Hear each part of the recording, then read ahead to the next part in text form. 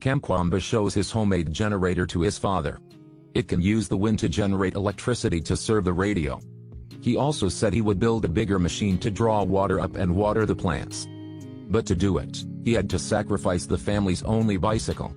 The father thought he was joking, so he was very angry. He broke the generator and pulled him to go to the farm with him. This is Malawi in Africa, in which a flood occurred not long before. The plants of his family were washed away. The flood had passed, followed by the drought. The plants are impossible to survive on this harsh land. Who had money left this place, and went to another land.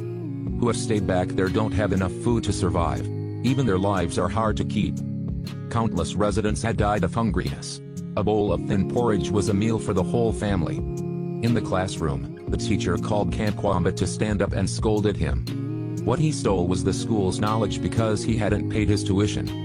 He said his father would do, but even he couldn't believe this statement.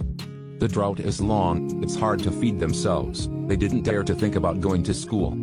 He longed for knowledge, but in this situation he couldn't. His family was surviving thanks to the amount of food left. This little food was just enough for them to eat in 2 months. The next autumn harvest is next year. His mother gave him all the savings to buy food. But when arriving at the food storage, the people were standing in line there. Rather, food would be sold in limited time. Over half a day, he was struggling to buy half of a food bag. However, the homeless outside lost their minds. They were so hungry that they all went crazy. To protect this food, it's harder. He had to break the back door to run back home. But when he came home, he realized that this amount of food is just enough for them in a few days. If it's not raining, they will die from hungriness. Looking at this bike, it's such a miracle.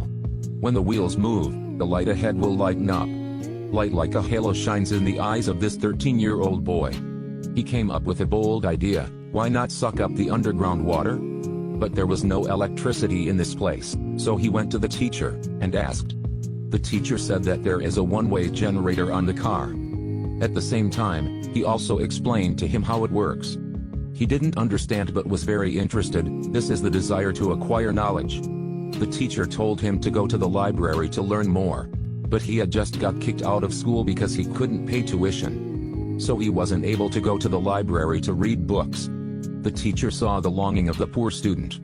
So he took him to the library, let him study in the library by himself. Here he found a book about how to use energy and learn about wind generators. If these generators can supply enough electricity to pump water. He found materials that were easy to find in the waste area. But the important thing is the one-way generator. But this thing was just found in the teacher's bike. He wants to have it. So he told the plan to his sister, who was also his girlfriend. But the next day, the older sister left with the teacher, leaving behind a piece of paper, and also the DC generator that he craved. He sought help from his friends. Use the motor instead of the shaft, use a piece of wood instead of the propeller. Connect the new generator to the radio. The propellers were moving, the radio also worked well. They succeeded, but this is not enough.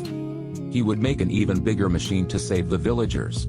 All components are ready, only one big shaft is missing. He showed the results to his father. He wanted to build a big generator to pump groundwater up to solve the problem of drought.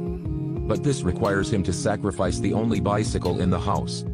But the father didn't believe him and was very angry. Not only broke his son's computer, but also he scolded him. He reached out to his friends and asked them to convince his father. But the result is still the same, not only being scolded but also kicked out. But he still didn't give up. He believed that knowledge would be able to save them. The mother, after knowing the story, quarreled with the father. They have come to this point. Life is hard to keep. What's the use of keeping the bike? The father suddenly woke up from a coma. He rode his bicycle to find his son. He said life is sometimes a dream, sometimes a lie. But the boy firmly said, these are neither dreams nor lies. Since he always tried to send him to school, he knew he's a good father. Father and son made up. He brought the bicycle and gave it to him to handle. He also helped him collect the necessary materials. The people in the village also came to help them all at once. Not long after, the pump was also built. They brought it to the mouth of the well and connected it to a generator. Then installed the finished propeller on the rotating shaft.